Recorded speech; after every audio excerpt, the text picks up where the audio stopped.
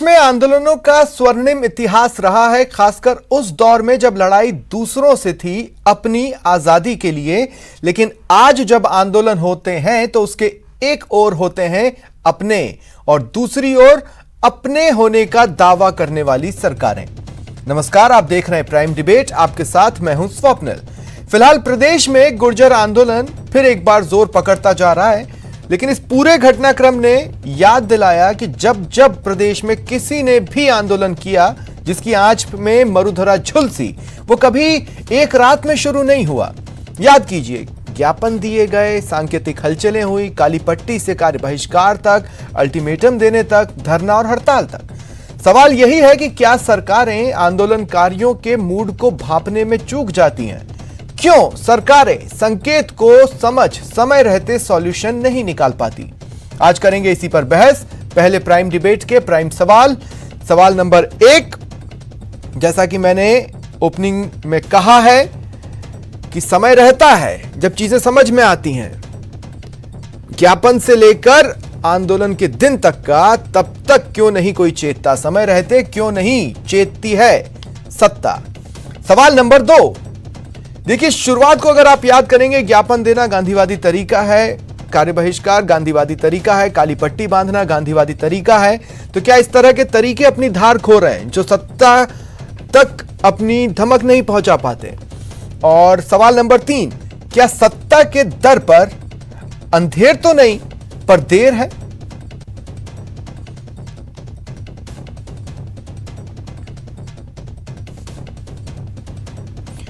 और मेरे साथ फिलहाल गेस्ट पैनल जो जुड़ रहा है, आपको इंट्रोड्यूस करवा देता हूं। सत्येंद्र भारद्वाज जी कांग्रेस नेता हैं, स्वागत करता हूं सत्येंद्र जी आपका न्यूज 18 राजस्थान पर। श्याम सुंदर शर्मा जी वरिष्ठ पत्रकार हैं, आपका भी स्वागत है श्याम जी।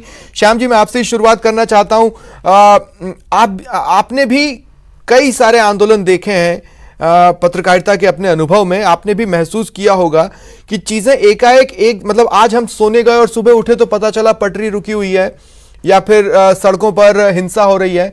ऐसा कभी नहीं होता, उससे पहले संकेत मिलते हैं, लेकिन सॉल्यूशन किसी बड़ी तस्वीर के सामने आने के बाद ही निकलता दिखाई देता है।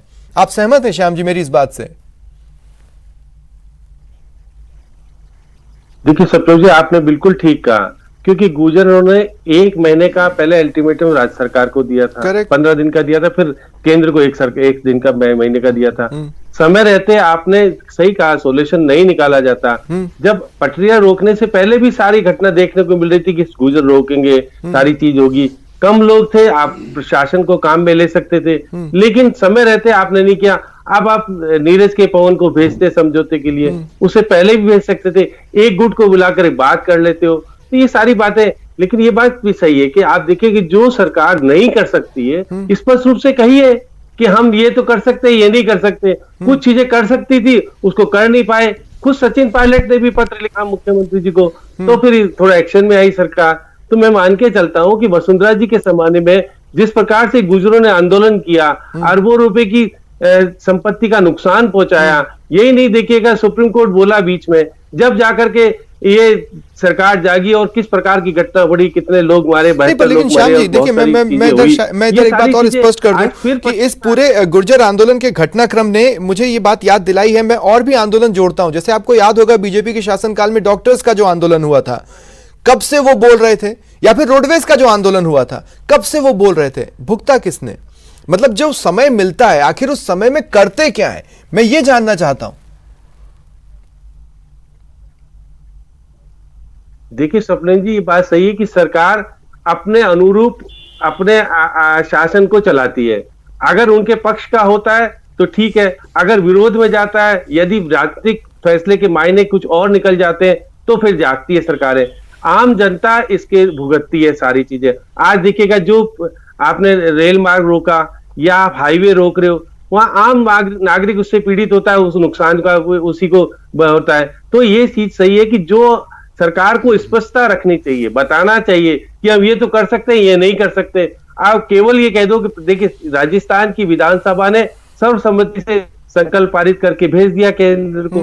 केंद्र के सामने भी एक विचित्र स्थिति है कि मराठा, जाट और विभिन्न प्रकार के आरक्षण को लेकर के कैसे करें। और सुप्रीम कोर्ट ने स्पष्ट कहा, देखिए 1993 में जयललिता का केस याद हो, जहां पर उन्होंने 69% आरक्षण दे दिया था। तो उन्होंने कहा नहीं, अब आप देखिए सुप्रीम कोर्ट ने स्पष्ट कहा है कि हम 94 से रिव्यू भी कर सकते हैं सारी चीजों को लेकर के। तो अगर सरकार वैधानिक रूप से कुछ करना चाहती है, जो कास्ट उग्रता दिखाती है और जिस प्रकार का व्यवहार करती है, उसके प्रति आपका स्नेह गुजर जाता है, सारी चीज सब सो जाते हो, क्योंकि वोटों की राजनीति बीजेपी भी करती है, कांग्रेस।